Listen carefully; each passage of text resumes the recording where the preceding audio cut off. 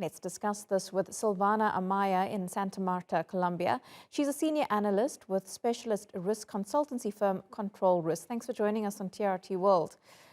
In a country like Colombia that is largely conservative, Petro's win is really a landmark and Colombia could invariably change. How does a leftist president, though, affect the geopolitics of the region, especially when it comes to relations with neighboring Venezuela?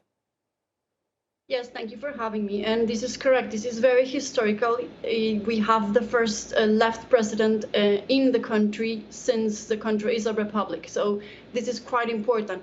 We have seen other countries in the region like Chile, Peru, Mexico, and maybe Brazil can join this left-wing movement. This could be translated as an alliance with topics in common. Yesterday on the victory speech, Petro spoke about the importance of the environment, of protecting the Amazon and sort of becoming a regional bloc to protect the environment. Issues like the Venezuelan relationship and the relations with the US will definitely change drastically when Petro takes over the next government in the country. We can expect the reestablishment of the relations with Venezuela, the recognition of Maduro as the president, and we can also expect some changes, some big changes between the Colombian-US bilateral relation.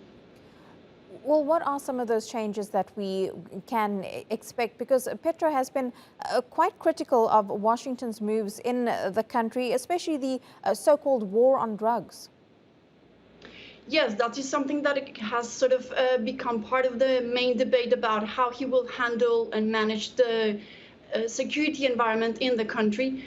Drugs are part, and sort of narco traffic is a big part of what the groups in the guerrilla groups are still sort of involved with. And so we can expect this to be changed, to be different, but Washington will not make it that easy because Washington is still expecting from Colombia a behavior of sort of fighting against the drugs. The extension of the cocaine crops in Colombia has been growing since in the last couple of years, and this is a trend that has not stopped.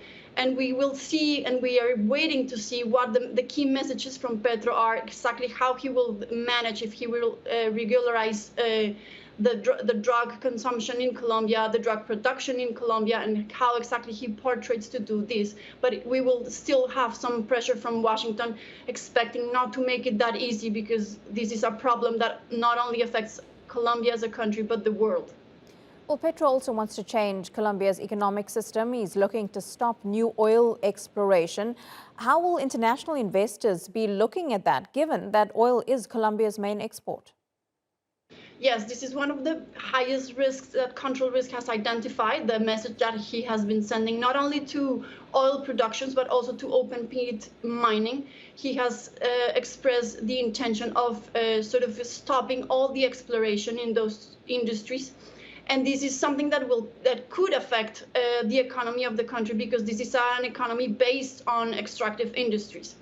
We are expecting the markets to react tomorrow. Today was a holiday in the US and in Colombia, so we didn't see any reactions from the market. But it is very likely that we can see a depreciation of the peso tomorrow, our currency, and that the value systems of many of the enterprises related to oil and gas will be also affected.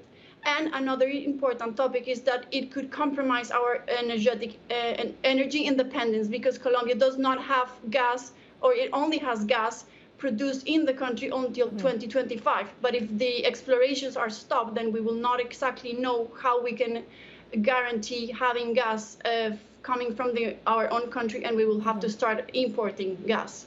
Certainly an interesting era now for Colombia and the region as a whole. Silvana Amaya, thank you so much.